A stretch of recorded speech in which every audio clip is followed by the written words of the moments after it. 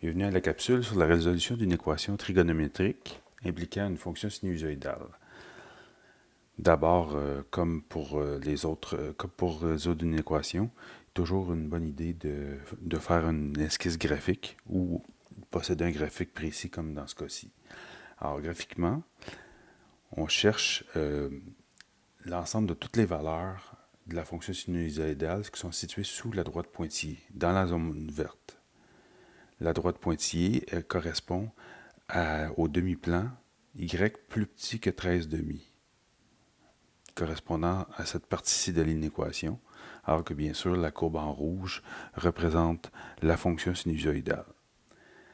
Alors la droite est pointillée parce qu'il s'agit d'une inégalité stricte, il n'y a pas d'égalité, qui précise que les points d'intersection avec la droite ne font pas partie de l'ensemble solution. Avec une bonne interprétation graphique, une seule étape va être supplémentaire si on compare avec la résolution d'une équation, ce qu'on a fait précédemment. Première étape, on change le symbole de l'inéquation pour un symbole d'égalité et on reprend les mêmes étapes que pour résoudre une inéquation. Alors on écrit mais ça va nous donner les valeurs critiques. Deuxième étape, on isole le sinus ou le cosinus en faisant les mêmes étapes de part et d'autre de l'équation. On obtient que le sinus de pi x moins 1 tiers égale moins 1 demi. Les prochaines étapes, 3 et 4, on va les faire en même temps, puisque le sinus tombe sur une valeur remarquable du cercle trigonométrique. Donc, isoler l'argument de la fonction sinus ou cosinus, déterminer les autres valeurs de l'argument sur 0,2pi qui vérifie l'équation. Alors, si on fait appel au cercle trigonométrique, alors on voit bien ici que le sinus vaut moins 1 demi à cet endroit, à 7 pi sur 6, et à 11 pi sur 6. Donc, on a les deux valeurs du même coup. Ainsi, on peut écrire que pi x moins 1 tiers égale à 7 pi sur 6. C'est notre premier angle. Et le second, on peut dire que pi x moins 1 tiers vaut 11 pi sur 6. Étape 5. On résout les deux équations formées pour les valeurs possibles de l'argument. On effectue les mêmes opérations de part et d'autre de l'équation. Donc, premièrement, pour θ1, on va diviser par pi de chaque côté, ce qui va nous donner que x moins 1 tiers vaut 7 sixièmes. Je vais additionner 1 tiers de chaque côté, c'est-à-dire 2 sixièmes. Je vais obtenir 9 sixièmes comme première valeur, c'est-à-dire 3 demi.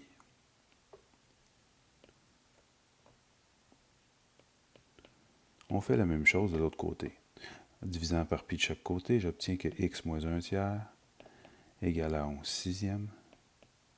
J'additionne 1 tiers de part et d'autre, ce qui donne 2 sixièmes,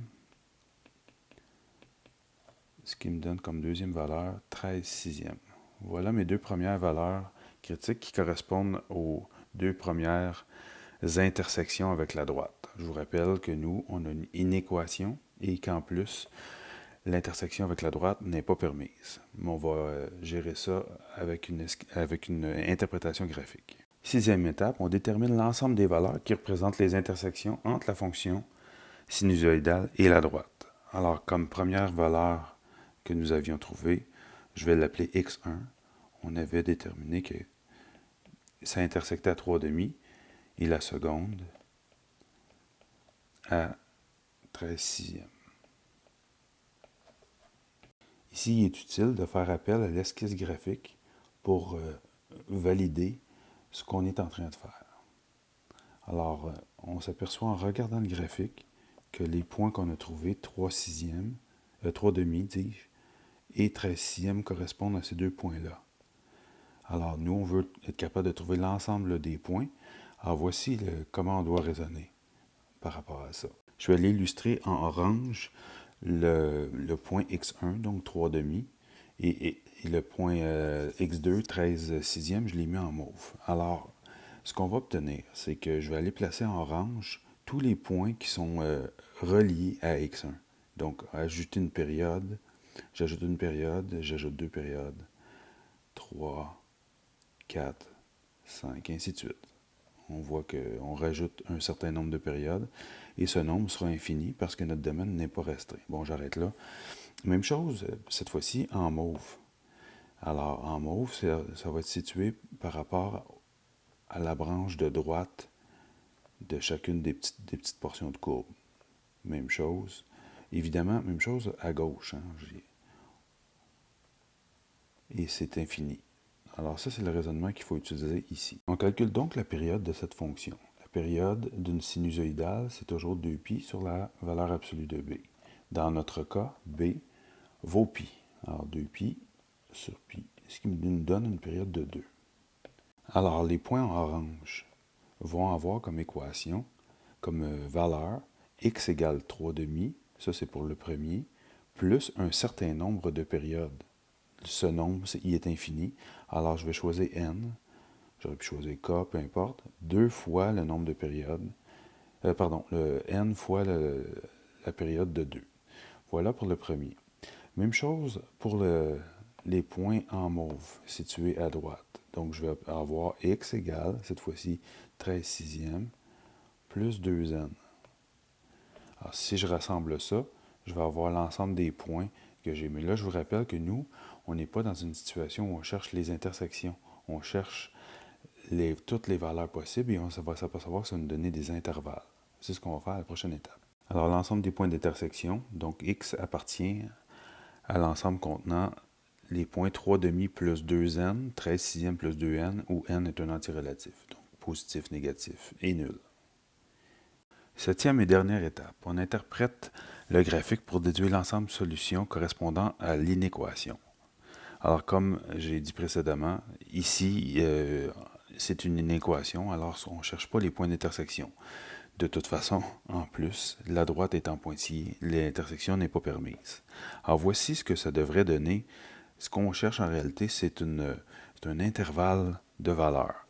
On cherche tout ce qui est sous la courbe. Alors, sous la courbe, on le voit bel et bien. Mettons, je prends la première courbe ici. On cherche ces valeurs-là. Ces valeurs-là vont correspondre à l'intervalle de x1 à x2. Je vais aller le reporter sur l'axe des abscisses. Et même chose pour l'autre après. Ainsi de suite. Donc, ce que je cherche, c'est un ensemble d'intervalles. En mathématiques, on appelle ça la réunion de tous les intervalles. L'intervalle, il est connu parce que son nombre de gauche, il est obtenu par celui-ci, 3/2, 13 sixièmes. Ça, c'est pour le premier ici. Ensuite de ça, c'est 3/2 plus la période de 2, donc plus 2, 13 sixièmes plus 2, et ainsi de suite. Mais on ne va pas tous les énumérer, on en a une infinité. Alors, c'est pour ça qu'on va utiliser cette façon-là de travailler.